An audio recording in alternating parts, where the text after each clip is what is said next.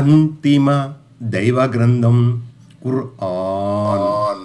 12వ సూరా యూసుఫ్.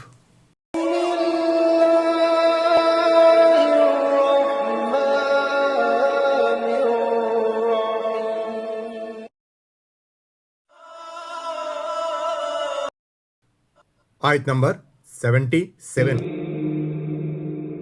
قالوا إن يسرق فقد سرق أخ له من قبل فأسرها يوسف في نفسه ولم يبدها لهم قال أنتم شر مكانا والله أعلم بما تصفون.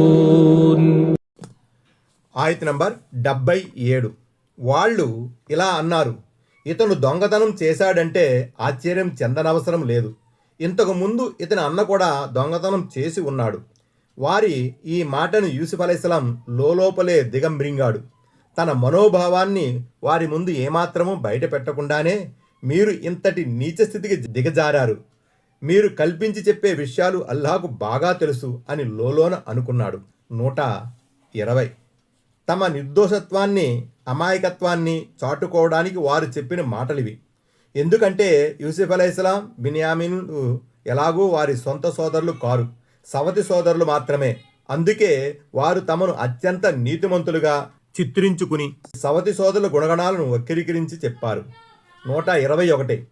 హజరత్ యూసుఫ్ అలైహిస్సలాం గారి ఈ మాటల్ని బట్టి వాళ్ళు యూసుఫ్ అలైహిస్సలాంపై దొంగతనపు అబద్ధాన్ని అంటగట్టడంలో అత్యంత హేయంగా ప్రవర్తించారని అర్థమవుతుంది.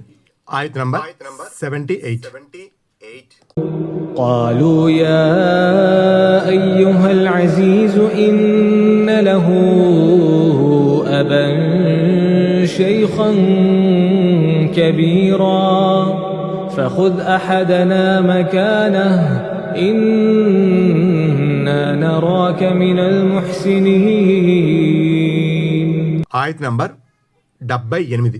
అప్పుడు వారు, ఓ అజీజ్, ఓ ఈజిప్టు అధినేత, ఇతని తండ్రి మరీ ముసలివాడు, మీరు ఇతనికి బదులుగా మాలో ఎవరినైనా సరే తీసుకోండి, ఇతన్ని మాత్రం విడిచిపెట్టండి, మీరు మాకు పుణ్యాత్ములా కనబడుతున్నారు అని విన్నవించుకున్నారు. 122. హజరత్ యూసుఫ్ అలైహిస్సలాంను వారు అజీజ్, ఈజిప్ట్ అధికారి అని సంబోధించడానికి కారణం ఏమిటంటే, ఆ సమయంలో కీలకమైన అధికారాలన్నీ ఆయన చేతిలోనే ఉన్నాయి. రాజుగారు అలంకార ప్రాయంగా మాత్రమే ఉండేవాడు. 123. తండ్రి ఎలాగూ ముసలివాడే, కానీ వారి మనసులో ఉన్న అసలు ఉద్దేశం ఏమిటంటే, ఒకప్పుడు తాము యూసుఫ్ అలైహిస్సలాం విషయంలో ఘోర పాపానికి పాల్పడ్డారు. చరిత్ర పునరావృతమయ్యేలా ఉంది. ఈసారి గనక తాము బిన్యామిన్ను లేకుండా తండ్రి దగ్గరికి వెళితే అంతకన్నా నామోషి ఇంకొకటి ఉండదు. యూసుఫ్ అలైహిస్సలాం లాగే బిన్యామిన్ కూడా నాకు దక్కకుండా చేశారా అని తండ్రి విలపిస్తాడు. అందుకే వారు అప్పటి వరకు యూసుఫ్ అలైహిస్సలాం తమకు చేసిన ఉపకారాలను దృష్టిలో ఉంచుకొని ఈసారి మరో ఉపకారం చేయమని ప్రాధేయపడ్డారు. ఆయన్ని మనసున్న మంచి మనిషిగా పేర్కొన్నారు. ఆయత్ నంబర్ 79. قال معاذ الله أن نأخذ إلا من وجدنا متاعنا عنده إنا إذا لظالمون.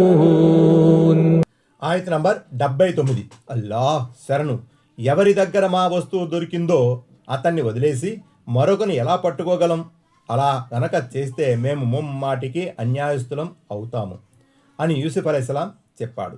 124. బిన్యామీన్ను తన వెంట ఉంచుకోవడం యూసుఫ్ అలైహిస్సలాం ప్రధాన లక్ష్యం. అందుచేత ఆయన వారి ప్రతిపాదనను నిర్ద్వందంగా త్రోసిపుచ్చాడు. ఆయత్ నంబర్ 80.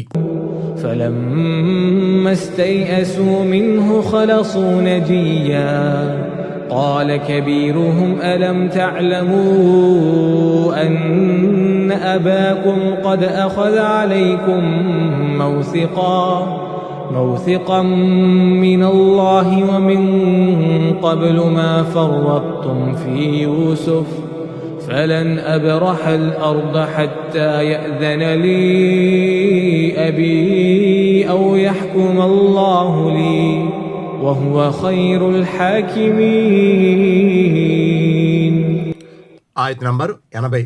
వాళ్ళు అతని విషయంలో నిరాశ చెంది ఏకాంతములో కూర్చుని పరస్పరం సంప్రదించుకోసాగారు. వారిలో అందరికన్నా పెద్దవాడు ఇలా అన్నాడు, అల్లాహ్ పేరు మీద మీ చేత ప్రమాణం చేయించి మీ తండ్రి మీ నుంచి మాట తీసుకున్న సంగతి మీకు తెలియదా? ఇంతకుముందు మీరు యూసుఫ్ అలైహిస్సలాం విషయంలో కూడా తప్పు చేసి ఉన్నారు. కాబట్టి నాన్నగారు స్వయంగా నాకు అనుమతి ఇవ్వనంత వరకు, లేదా అల్లాయే నా వ్యవహారంలో ఏదో ఒక తీర్పు చేయనంత వరకు నేను ఈ భూభాగం నుంచి కదలను. ఆయన తీర్పు చేసేవారందరిలోకెల్లా ఉత్తముడు. 125. ఎందుకంటే తమ సవతి సోదరుడైన బిన్యామిన్ను వెళ్ళడం అనేది ఇప్పుడు వారికి చిక్కుల్లో పడవేసే విషయమే. ఇప్పుడు తమ తండ్రికి మొహం చూపెట్టే అర్హత కూడా వారికి లేదు. అందుకే పరస్పరం సంప్రదించుకోసాగారు. 126. పెద్ద కొడుకు మరీ డీలా పడిపోయాడు. తండ్రి సమక్షంలో వచ్చి నిలబడే నైతిక ధైర్యం అతనికి లేకుండా పోయింది. అందుకే నిజానిజాలను విచారించి తన తప్పు ఏమీ లేదని తండ్రి నిర్ధారించుకునేదాకా ఇంటికి రాకూడదని చేయించుకున్నాడు.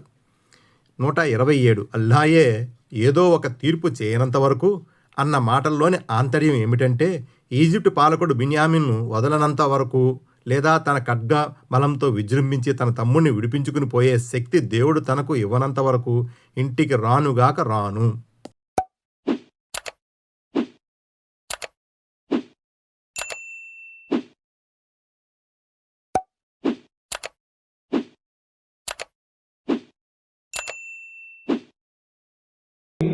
ارجعوا إلى أبيكم فقولوا يا أبانا